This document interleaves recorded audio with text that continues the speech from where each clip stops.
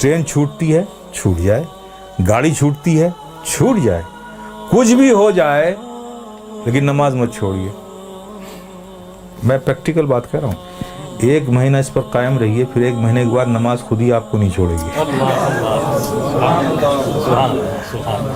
आप करके तो देखो यार, करके तो देखो मेरे प्यारे, फिर देखो क्या लुत्फ आता है। आज तुम्हें साया भी डरा रहा है ना, साये से भी डर लग रहा है ना, नमाज को अपने सीनों से लगा दो। खुदा की कसम, जुल्म और तशद्दुद की कैसी हुई आंधियां भी चलेंगी ना, उससे भी खौफ नहीं आएगा तुम्हें।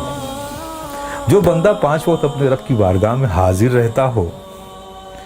अरे भाई, एक आदमी है जो मिनिस्टर की ऑफिस में काम करता है, और दूसरा आदमी जो ऑफिस में काम नहीं करता लेकिन 3 बार प्राइम मिनिस्टर के पास जाता है, तो देखिए कैसे सीने चौड़े करके चलता है वो।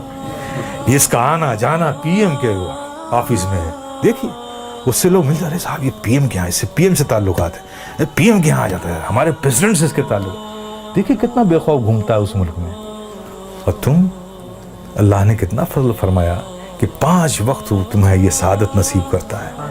मेरे बंदो, आओ मेरी बारगाह में, जब तुम खड़े होते हो तो मैं तुम्हें देखता हूँ, तुम्हारी इबादत, और ऐसी हालत में खड़े होते हो, ऐसी हालत में खड़े होते हो, चूंकि मैं देखूंगा ना, तो मैं जिसे देखूं उसकी हालत भी तो वैसी हो।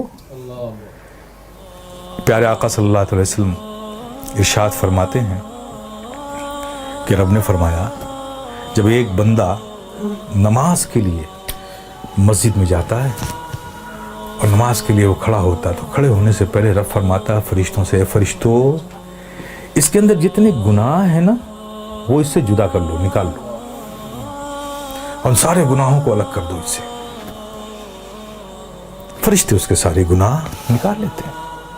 अब बताइए, सारे गुनाह निकल गए और आप नमाज में खड़े हो गए, अल्लाह अकबर, और रब की तवज्जो आप पर, रब आपको देख रहा है, आप उसकी इबादत में खड़े, गुनाहों से खाली हो गए। आप सोचिए, अब नमाज अदा कर रहे हैं सिद्क दिल से, मियाँ इन हिमाक के साथ, रब के जिक्र में, उसकी यादों में मुस्तगरक होके आप जो भी दुआ मांगो, गुनाह अलग कर लिए गए, इबादत में हो, रब की बारगाह में हो, दुआ कबूल ना हो।